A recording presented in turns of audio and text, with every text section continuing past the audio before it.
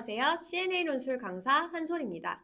오늘은 우리 1, 2학년 아이들의 6월 선정도서를 안내드리면서 6월 주요 선정도서 중 아이들과 함께 읽으면 좋을 책을 소개하는 시간을 가지려고 합니다. 어휘력이 폭발적으로 성장하는 초등 저학년 시기에 일방적으로 책만 읽고 받아들이고 끝내기보다는 책 내용을 바탕으로 부모님과 재미있게 대화하고 소통하면서 어휘의 발전, 사고의 발전이 일어나게 됩니다. 물론 학원에 와서도 이런 과정이 이루어지지만 아무래도 시간적 한계가 있다 보니 가정에서 아이들과 소통하는 시간을 가지면 좋겠죠. 그래서 1, 2학년 도서 중에서도 아이들과 이야기 나누면 좋을 선정도서를 소개해 드리려고 합니다. 1학년 아이들은 6월에 책을 통해 우주, 바다, 땅, 북극 등 새로운 공간을 여행해보고 각 지역에 대해 탐구하면서 새로운 어휘, 새로운 세상에 대한 배경 지식을 넓혀갈 예정입니다. 1학년 1주차 도서는 우주택배로 우주라는 공간을 여행해보는 책입니다. 지구인과 외계인이 실시간으로 소통하는 작품입니다. 2주차 도서는 두더지의 여름으로 두더지의 시점에서 여름 풍경을 여행하며 친구를 만들어가는 이야기입니다. 3주차 도서는 어느 재미있는 월요일입니다. 개미의 시선에서 세상을 여행하는 책이죠. 개미와 몸이 바뀌어 타인의 삶을 살아보고 나의 삶의 소중함을 깨닫는 동화입니다. 4주차 도서는 얼음장수 여우인데요. 북극을 배경으로 하여 지구온난화에 대해 생각해 볼 수 있게 해주는 책입니다.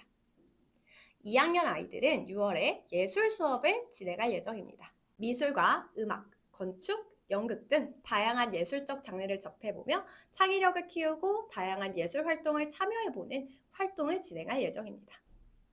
1주 선정 도서는 명화로 만나는 사계절입니다.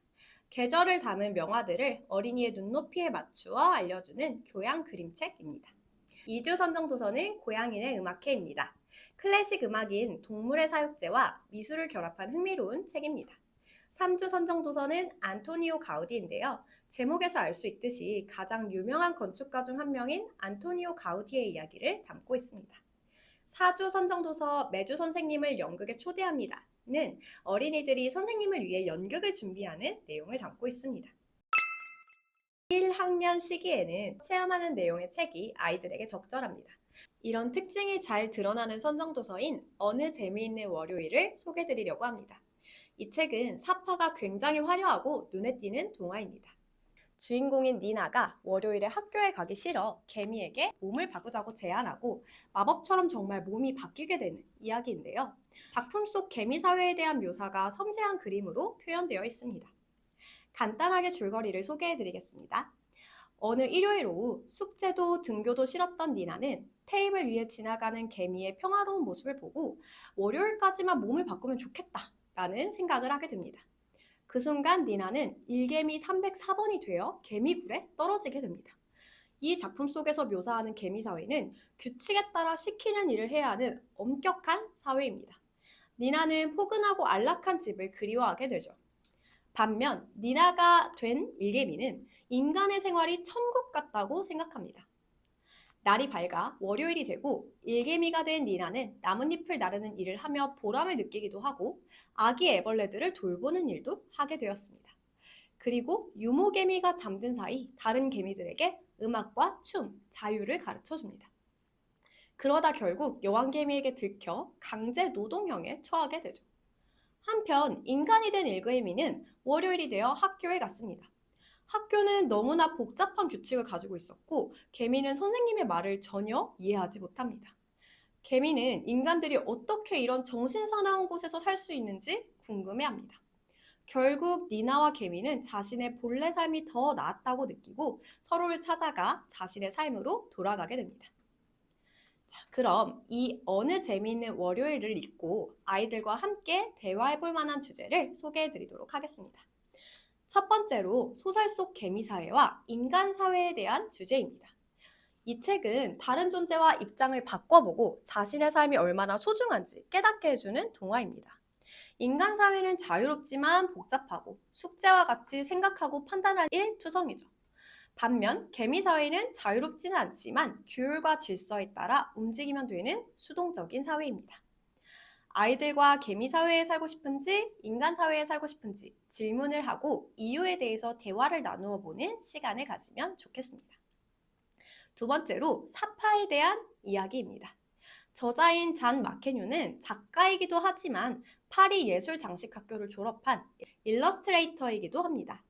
잔 마케뉴는 자신이 쓴 이야기 속 세상을 특유의 그림으로 표현했습니다. 특히 작품 속 개미 사회에 대한 사파들이 굉장히 인상 깊은데요. 다양한 곤충들이 지하에서 제각기 다른 일을 하고 있는 사파들이 많이 등장합니다. 그림을 보며 얘는 무슨 일을 하고 있을까? 얘는 어떤 동물일까? 와 같은 질문을 해주시면서 비계를 제공할 수 있겠습니다. 비계란 건축을 할 때 높은 곳에서 일할 수 있도록 만드는 임시 구조물을 뜻하는데요. 교육학에서는 아이들이 생각을 확장하도록 돕는 학습적 도움을 의미합니다. 교육학에서 굳이 비계라는 용어를 사용한 이유는 아이들을 답으로 유도하는 것이 아니라 정말 임시 구조물처럼 살짝 딛고 올라갈 수 있는 발판을 제공한다는 의미에서입니다. 집에서도 아이들이 자신의 생각을 구체화할 수 있도록 질문이나 힌트를 주고 다양한 대답을 해보는 시간을 가지면 좋겠습니다. 다음으로 2학년 선정도서를 소개해드리겠습니다. 음악과 미술이 접목된 동화 고양이네 음악회를 소개해드리고자 합니다. 배경 지식이 꽤 필요한 도서이기 때문에 부모님도 함께 읽어보시고 이야기 나누면 좋을 도서입니다. 고양이네 음악회의 구성은 생상스의 동물의 사육제의 구성에 따라 진행이 됩니다. 어느 봄날 고양이가 피아노 소리를 듣고 찾아간 곳에서 제1곡의 주인공인 사자를 만나게 됩니다. 피아노 치는 사자를 보고 고양이는 연주회를 열어야겠다는 생각을 가지게 됩니다. 그 후로 순서대로 암탉과 수탉, 당나귀, 거북이, 코끼리, 캥거루, 뻐꾸기, 백조를 만나게 되고 작곡가를 찾아가게 됩니다. 마지막에 만난 작곡가는 영감이 오지 않아 괴로워하다가 동물들을 보고 영감을 받아 악보를 완성해냅니다. 그리고 악보의 제목이 동물의 사육제라고 이야기합니다. 작곡가의 악보로 고양이는 지휘를, 다른 동물들은 연주를 하며 이야기가 마무리됩니다. 고양이네 음악회를 읽으면서 아이들과 대화할 주제를 소개해드리겠습니다. 첫 번째는 동물에 대한 표현과 악기를 연결해보는 것입니다. 선정도서 고양이네 음악회에도 CD가 부록으로 들어가 있습니다. 하지만 유튜브에 동물의 사육제를 검색하시면 제1곡부터 제14곡까지 모든 곡이 들어있는 영상을 쉽게 찾으실 수 있는데요. 이 영상 중 하나를 골라 틀어보고 어떤 동물을 표현한 것 같은지 아이들과 함께 이야기를 나눠보실 수 있겠습니다.